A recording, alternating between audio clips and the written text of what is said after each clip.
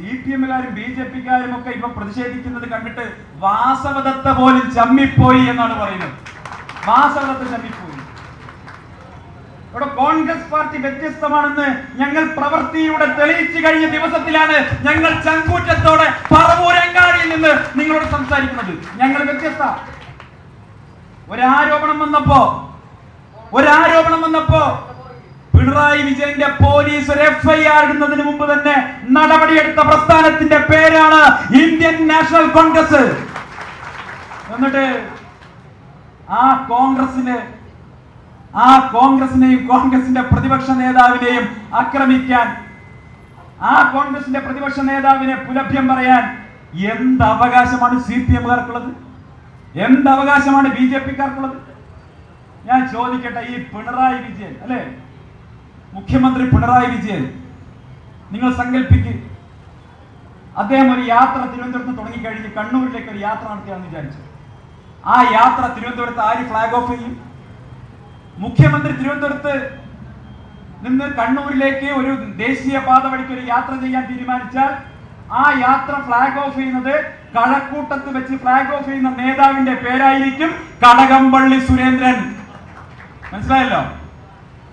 ആ യാത്ര കൊല്ലം ജില്ലയിലേക്ക് സ്വീകരിക്കുന്ന നേതാവിന്റെ പേരായിരിക്കും സഖാവ് M മുകേഷ്. ആ യാത്രയ്ക്ക് കൊല്ലത്ത് ആശംസ അറിയിക്കുന്ന മന്ത്രിയുടെ പേരായിരിക്കും ഗണേഷ് കുമാർ. ആ യാത്ര ആലപ്പുഴ ജില്ലയിലേക്ക് കടന്നാൽ സ്വീകരിക്കുന്ന നേതാവിന്റെ പേരായിരിക്കും ശ്രീ തോമസ് ഐസക്. മനസ്സിലായല്ലോ? മൂന്നാറിലേക്ക് പോവാം. മനസ്സിലായല്ലോ? മൂന്നാറിലേക്ക് പോകാം. അപ്പോ ആലപ്പുഴയിൽ വെച്ച് തോമസ് ഐസക് യാത്രയെ സ്വീകരിക്കും. ആലപ്പുഴ കഴിഞ്ഞ് യാത്ര എറണാകുളം ജില്ലയിലേക്ക് കടന്നാൽ ഇവിടെ സ്വീകരണം കൊടുക്കുന്ന നേതാവിന്റെ പേര് കേരള ബാങ്കിന്റെ ചെയർമാൻ ഗോപി കോട്ടമുറിക്കൽ. എറണാകുളം കഴിഞ്ഞ് തൃശ്ശൂരിലേക്ക് കടന്നാൽ DYFIയുടെ നേതാവാ, പേര് വൈശാഖൻ, സ്വീകരിക്കും തൃശ്ശൂരിലേക്ക്.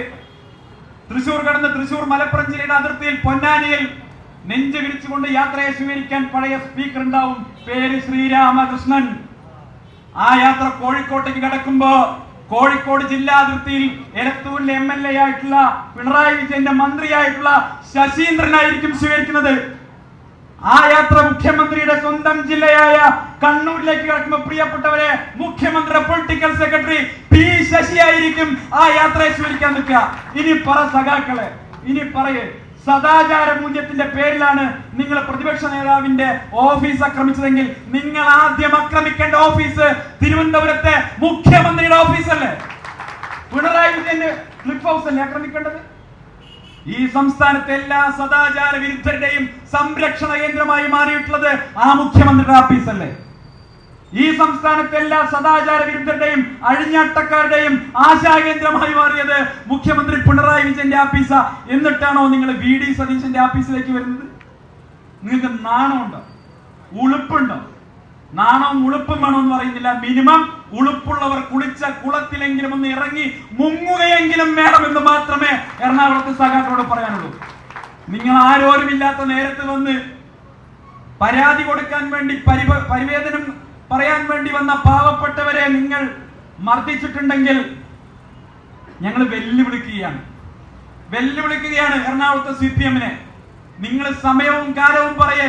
എന്റെ ചുണക്കുട്ടിയായിട്ടുള്ള എറണാകുളത്തിന്റെ DCC പ്രസിഡന്റ് ഷിയാസ് ഇവിടെ ഇരിക്കുന്നുണ്ട്. വന്നതുപോലെ ഒരുത്തനും തിരിച്ചു പോവില്ല എന്ന മുന്നറിയിപ്പാണ് ഇവിടുത്തെ DYFI കൊടുക്കാറുള്ളത്. ഇത് മുന്നറിയിപ്പാ, വെല്ലുവിളിയാ.